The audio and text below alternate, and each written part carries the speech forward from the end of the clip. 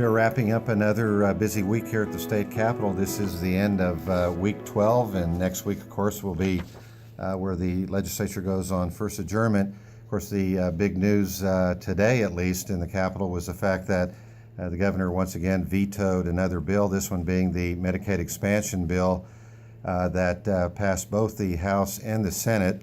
I will point out that the House passed that quite some time ago with 81 votes. The Senate passed it here, I think, with 23 or 24 votes. So there was an attempt for an override today, but we had some people missing, so the bill was tabled. It was kind of a procedural move, and we'll probably take that up again on Monday. I'm not sure what's going to happen in either chamber. I'm hoping that we do have the votes to override in the House.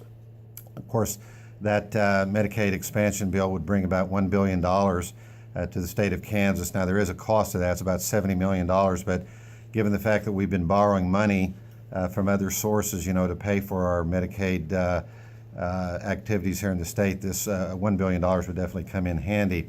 House Appropriations this morning finally passed a budget bill. Of course, that followed on the heels of the Senate passing a budget bill yesterday on the Senate floor. Our bill will go to the House floor probably early next week, and then, of course, that will probably go into a conference committee. The Senate bill had about $800 million in excess expenditures, so that's without any kind of tax revenue to support that. So one of those has got to, be pared down as far as the budget has to be pared down, and they'll have to match that with some tax revenue. Likewise, the House will do the same thing. That'll be pretty interesting as that gets into the conference committee. I'll also point out in tax committee activity, the House Tax Committee passed out a 5% flat tax. I heard a lot of people asking about that.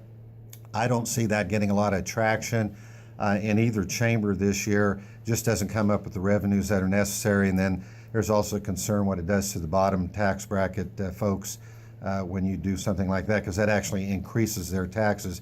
School finance, still a sore point here in the House. In fact, late Thursday, the tax committee or the school finance committee was still working on that bill to come up with something that's going to appease the courts and also take care of our school funding issues that we have.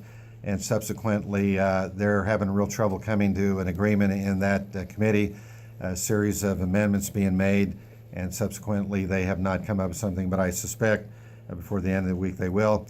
And so next week we'll have a little bit of a report on the school finance bill that they're working on, as well as a lot of results on the override and also what happens with the budget.